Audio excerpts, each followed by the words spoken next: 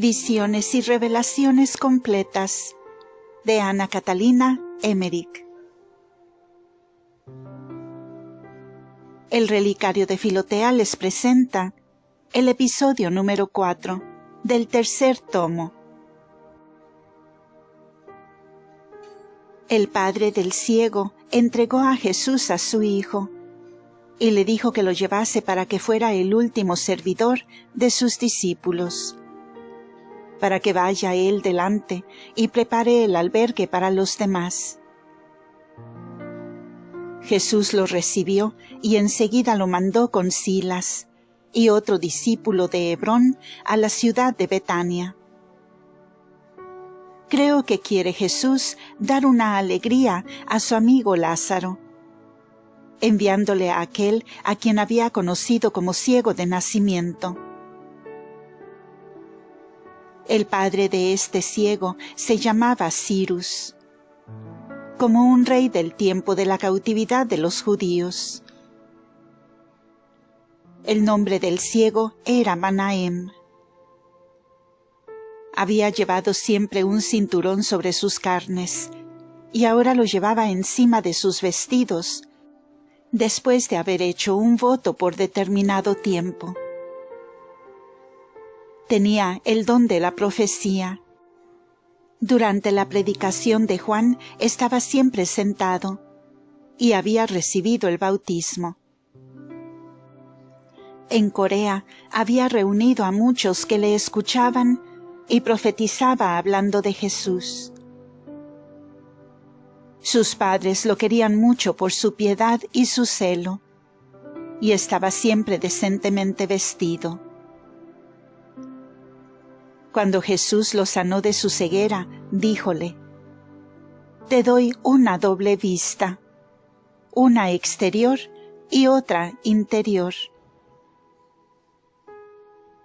Ahora los fariseos lo trataban burlonamente por causa de sus profecías, que calificaban de sueños de su fantasía y le echaban en cara que era vanidoso por sus buenos vestidos. Ellos mismos lo habían llevado ante Jesús, pareciéndole que nada podría hacer con él, pues nunca se le había visto posibilidad de que pudiera ver. Ahora que estaba con vista, decían: «No estaba en realidad ciego. Es un escenio y quizás había hecho un voto de aparecer ciego por algún tiempo».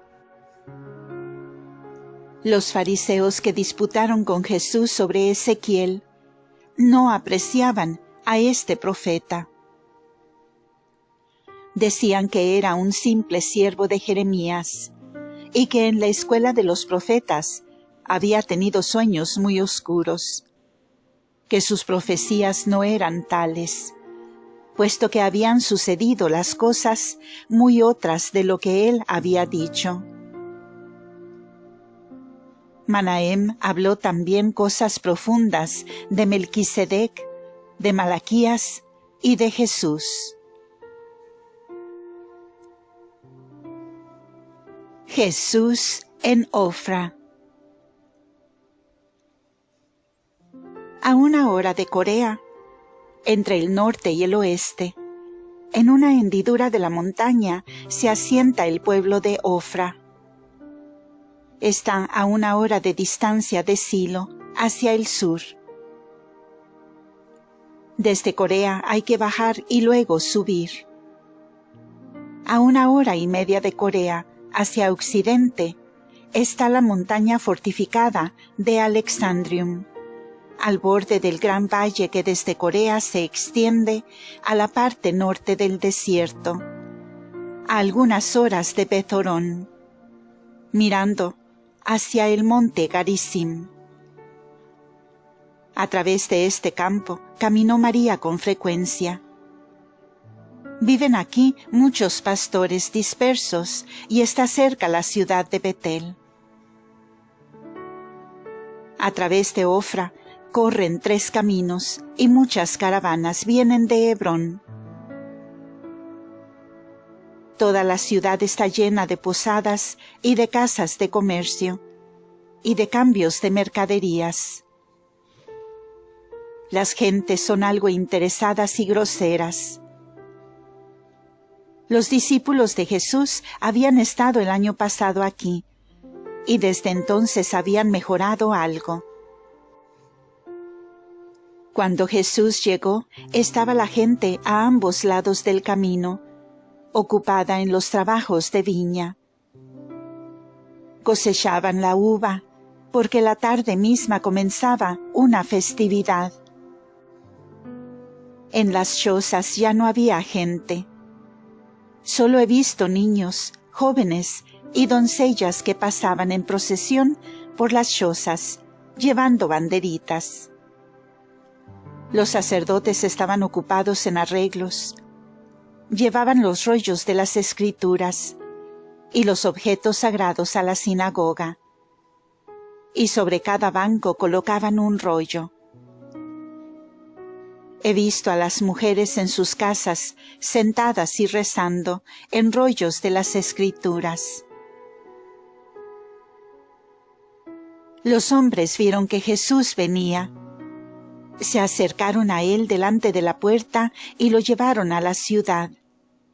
Le lavaron los pies y tomó alimento en el albergue, junto a la sinagoga. Luego entró en algunas casas, donde enseñó y sanó a los enfermos. Por la tarde he visto que en la escuela se llevaba el rollo de la ley y que cada uno tenía que leer algo. Luego hubo una comida en la sala de fiestas, donde había muchos corderos sobre la mesa. Había manzanas estrog que se habían traído para la fiesta. Estas manzanas tenían una preparación.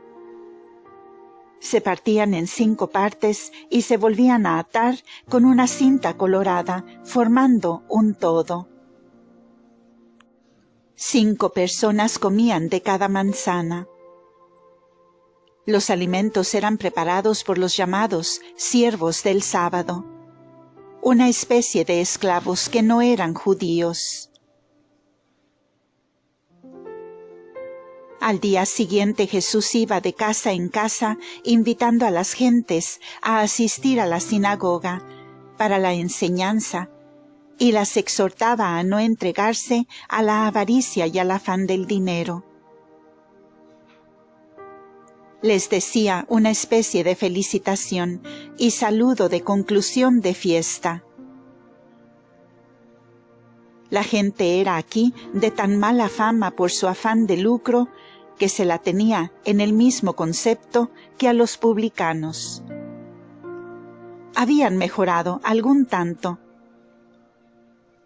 Por la tarde fueron llevadas las ramas y plantas con que se habían hecho las chozas, y amontonadas por los niños y quemadas delante de la sinagoga.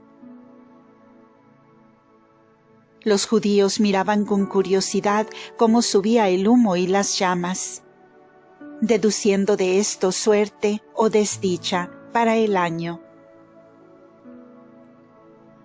Jesús enseñó en la sinagoga, hablando de la felicidad de Adán en el paraíso, de su pecado y de la promesa de redención. También habló de Josué. Refirióse a la demasiada solicitud, diciendo que mirasen a los lirios del campo, que no tejen, y a los pájaros que no siembran. Recordó a Daniel y a Job, que describió como hombres llenos de negocios, pero piadosos y sin mundana solicitud. Jesús y sus discípulos no fueron recibidos aquí gratuitamente, sino que he visto que los discípulos pagaron el albergue. Mientras estaba con los discípulos en ese albergue, vino un hombre de Chipre, que había estado con Juan en Macherus, a 10 horas de camino de Ofra, a donde lo había llevado un siervo del centurión de Cafarnaúm, Zorobabel. Este había sido enviado por un hombre principal de Chipre, que había oído muchas cosas de Jesús y de Juan, y quería cerciorarse de las cosas oídas por medio de este mensajero. Este hombre partió enseguida de Ofra, pues debía embarcarse en un buque que estaba a punto de partir. Era un pagano amable y muy humilde. El siervo del centurión lo había guiado, según su deseo, a ver a Juan en Macherus, y luego a Ofra, donde estaba Jesús. Jesús habló mucho tiempo con él, y los discípulos tuvieron que escribirle en su presencia todo lo que Jesús decía y deseaba él saber. El antepasado de su Señor es un descendiente de un rey de Chipre, que había recibido a muchos judíos perseguidos, y hasta dado albergue y comida en su mesa. Esta obra de caridad le trajo la gracia y el fruto del bien obrado, y por esto este pagano creyó en Jesús.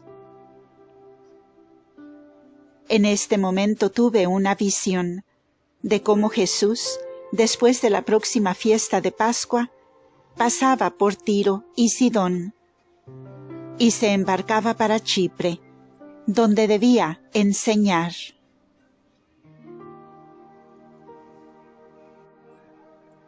Jesús en Salem y en Aruma.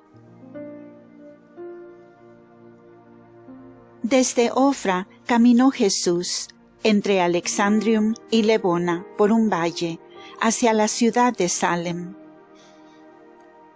Atravesó el bosque de Gared, llegando a la planicie de Salem. Delante de la ciudad había jardines y alamedas. El lugar era muy ameno. No es grande la población, pero muy limpia y ordenada, más que otras de los alrededores. Está edificada en forma de estrella, de modo que sus calles van a parar al centro, donde hay un pozo de agua. Se ven algunas ruinas. El pozo es para ellos sagrado, pues estuvo algún tiempo contaminado con el de Jericó. Eliseo lo sanó como al de Jericó, echando sal y agua que había estado en contacto con el misterio del santuario. Ahora se ve una hermosa techumbre edificada sobre el pozo. No lejos de él, también en medio de la ciudad, hay un castillo muy alto y yermo, con grandes ventanas vacías. Junto a él hay una torre redonda, muy gruesa, en cuyo techo plano hay una bandera al viento.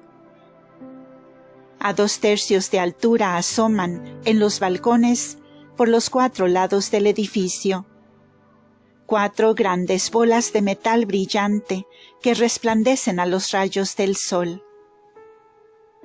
Cuelgan desde los tiempos de David, porque éste había estado aquí con Micol, y cuando tuvo que huir a la comarca de Gilead, su amigo Jonatás le hacía señales diversas con estas bolas luminosas, colgándolas ya de un lado, ya de otro, ya de una manera, ya de otra, según se habían entendido de antemano, para escapar a la persecución de Saúl.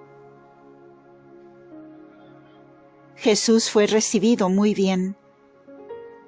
La gente que encontraba junto a los montones de la cosecha lo acompañó hasta la ciudad, y de allí salieron otros para recibirlo.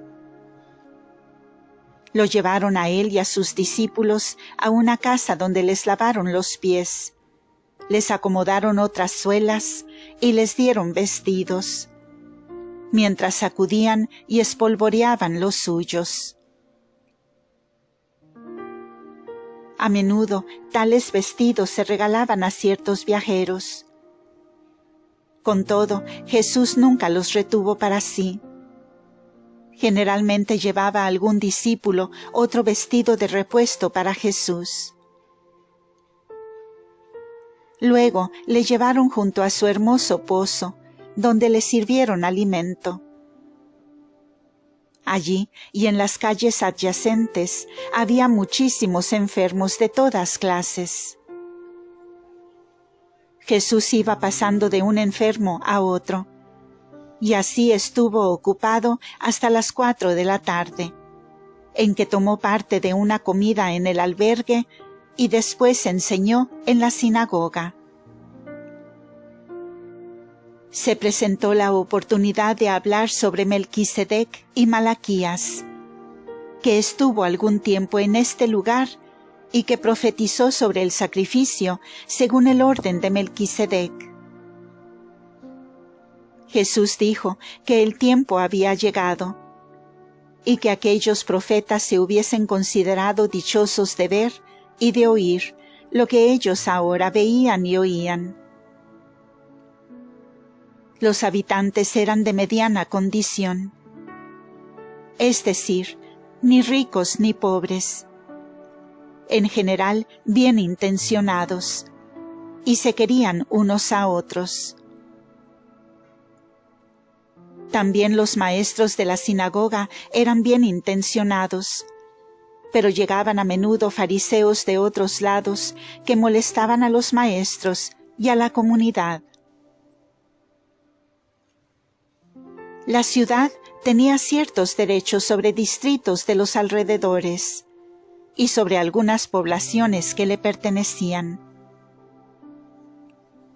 Jesús estaba a gusto aquí y animaba a la gente en sus buenas disposiciones.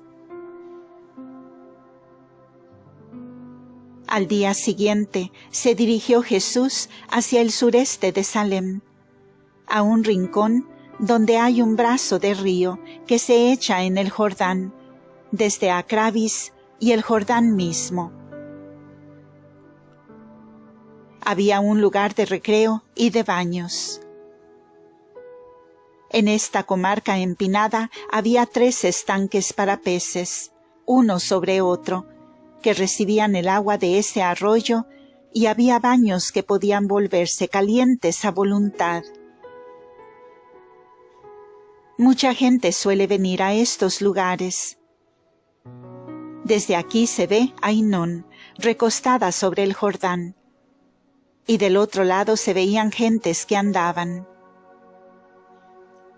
Hacia el mediodía volvieron todos de nuevo a Salem, donde se habían reunido varios fariseos de Aruma, ciudad a unas 2 horas al oeste, en una montaña, y de la ciudad de Fasael, a 1 hora al noreste, escondida en un rincón de esta comarca. Aquí vivía el piadoso Jairo, cuya hija Jesús había resucitado hacía poco tiempo. Entre los fariseos estaba un hermano del fariseo Simón, el leproso, de Betania, que era uno de los principales de Aruma. Había también saduceos. Estaban como huéspedes, pues era costumbre que después de la fiesta de los tabernáculos se invitasen a los maestros unos a otros. Se hizo una gran comida en una sala abierta, y Jesús asistió a ella en medio de los maestros y escribas. Temían estos que Jesús enseñase el sábado en la sinagoga, porque el pueblo no los veía bien a ellos y temían ser reprendidos. Por eso el hermano de Simón invitó a Jesús a ir a Aruma, y Jesús aceptó la invitación. Fasael es una ciudad nueva donde solía vivir Herodes, cuando se detenía en esta comarca. Hay palmeras en torno de la ciudad y corre un arroyo en su cercanía, que luego se echa en el Jordán, cerca de Sucot. Las gentes parecen ser, en general, agricultores y colonos. La ciudad fue edificada por Herodes.